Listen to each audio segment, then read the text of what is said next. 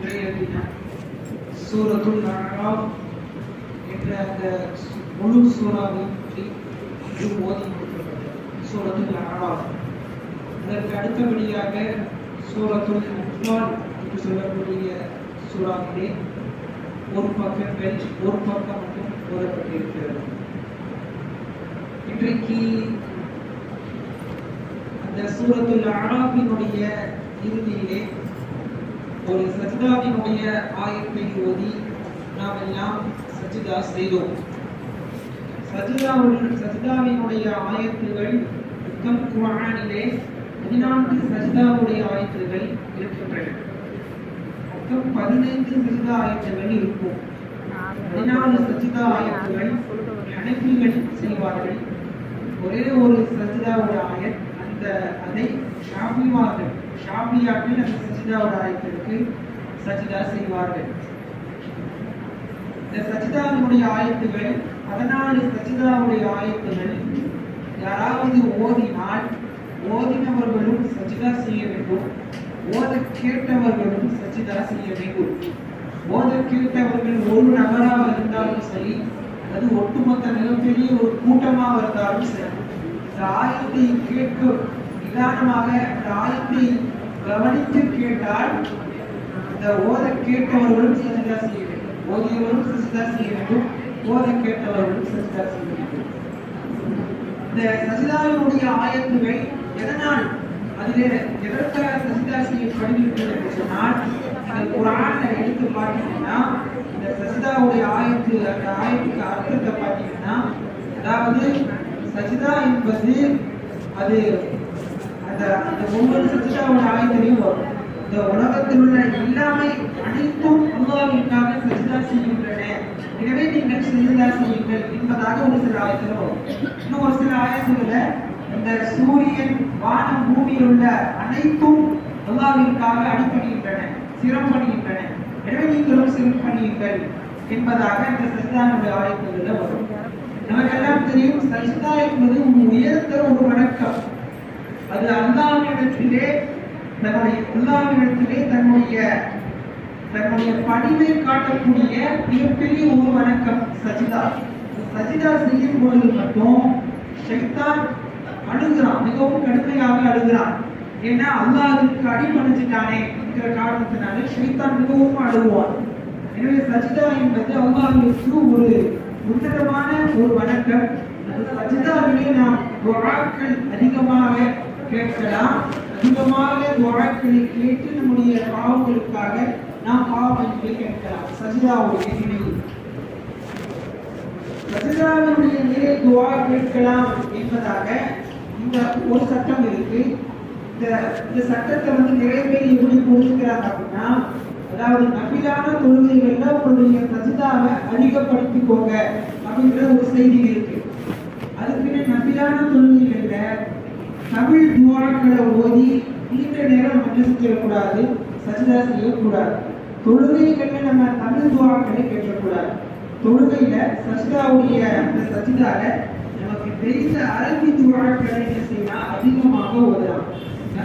நரகத்திற்காக நம்முடைய பாவத்திற்காக அரபி துஆக்கள் குர்ஆனின் ஹதீஸில் இடம்பெற்றிருக்கு. அந்த மாதிரி அரபி துஆக்களை நபிலான தொழுகைகள்ல அந்த சஜ்தாக்களை நீண்ட நேரம் சஜ்தாக்கள் செய்யலாம். தமிழ்ல கேட்கக்கூடாது. தமிழ்ல துஆ கேட்கணும்னா நம்ம தனியாக இருக்கும் பொழுது சஜ்தாக்கள் செய்து நாம் நீண்ட நேரம் இந்த சஜ்தால அழுது நாம் துஆ செய்யலாம். எனவே இந்த சஜ்தாவினுடைய சட்டங்கள். அடுத்ததா இந்த சஜ்தாவினுடைய ஆயத்திற்கு மேல ஒரு ஆயத்தை அல்லாஹ் தஆலா சொல்றான். மனித சமூகத்திற்கு தேவையான ஒரு முக்கியமான ஒரு உபதேசமாக இந்த ஆயத்தை அல்லாஹ் சொல்றான்.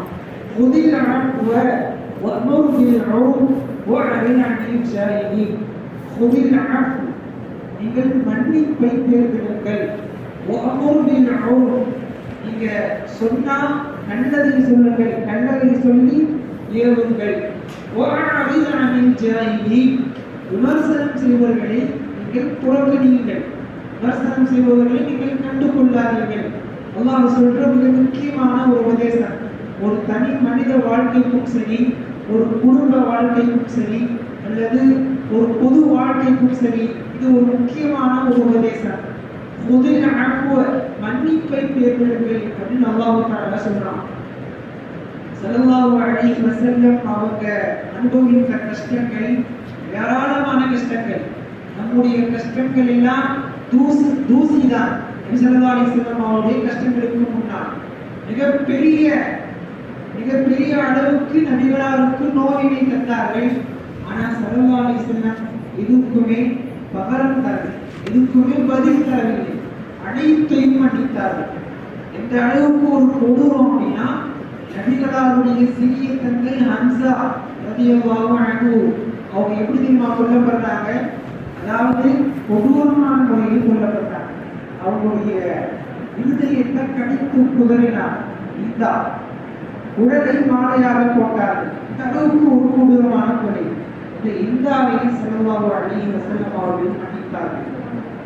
மன்னிப்பது மிகவும் தாராளமான ஒரு குணம், தாராளமான குணம் வேண்டும். மன்னித்தால் அல்லாஹ் தஆலா மகத்தான ஒரு வெற்றியை கொடுப்பான் என்பதில் எந்த ஒரு சந்தேகமும் இல்லை.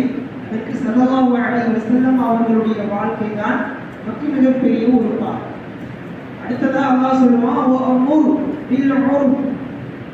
நீங்க சொன்னா எதை சொன்னாலும் நல்லதையே சொல்லுங்கள், நல்ல விஷயத்தையே சொல்லுங்கள், பேசும் பொழுது நல்லதையே பேசுங்கள் அப்படின்னு அல்லாஹ் தஆலா சொல்றான். நம்ம ஏதாச்சும் ஒரு சொல்லை சொல்லிட்டோம், அந்த சொல் தவறானது அப்படின்னு நம்ம விலகிட்டோம்னா அதிலிருந்து நம்ம மீண்டு வந்துடும். அதற்காக நம்ம இப்போ ஒரு தவறான, அதாவது இந்த ஒரு விஷயத்துக்காக, ஒரு தவறான ஒரு விஷயத்திற்காக ஒரு சத்தியம் செஞ்சுட்டாரு அப்படின்னா, அந்த விஷயம் ஒரு தவறான விஷயம் அப்படின்னு நமக்கு விளங்க வந்துருச்சுன்னா அதற்காக நம்ம அல்லாஹ்விடத்துல பாவம் கேட்டுட்டு நம்ம சத்தியம் செஞ்சதுக்காக பகரம், சத்தியம் செஞ்ச ஒரு சில பகரம் தரணும், அதையெல்லாம் தந்து விட்டு நாம் மீண்டு வந்து விட வேண்டும். நம்முடைய சொல் நல்லதாக இருக்கும் என்று அல்லாஹ் தஆலா சொல்றான். நம்முடைய நாவு என்பது அது மிகப்பெரிய ஒரு ஆயுதம். நம்முடைய நாவு என்பது மிகப்பெரிய ஒரு ஆயுதம். அதை நல்லதை பேச வேண்டும். தவறாக ஏதாவது வார்த்தையை உபயோகித்து விட்டால் நாம் அதிலிருந்து மீண்டு வந்து விட வேண்டும். அவரிடத்திலே நாம் மன்னிப்பை கேட்க வேண்டும். லுக்மான் ஹக்கீம் என்கிற ஒரு பேரறிஞர், குர்ஆனே அவங்களை ஒரு பேரறிஞர் அப்படின்னு சொல்லுது. லுக்மான் அலைஹிஸ்ஸலாம் அவங்களை நிறைய நபிமார்களுக்கு பணிவிடை செஞ்சவங்க தான் லுக்மான் ஹக்கீம். அவங்க நபி என்பதாக சில மார்க்க கருத்துகள் இருக்கு, அவங்க இறைநேசர் என்பதாகவும் மார்க்க கருத்துகள் இருக்கு. அவங்க சொல்லுவாங்க, 2 விஷயத்தை நீங்கள் மறந்து விட வேண்டும். 2 விஷயத்தை மறந்துடும். நாம்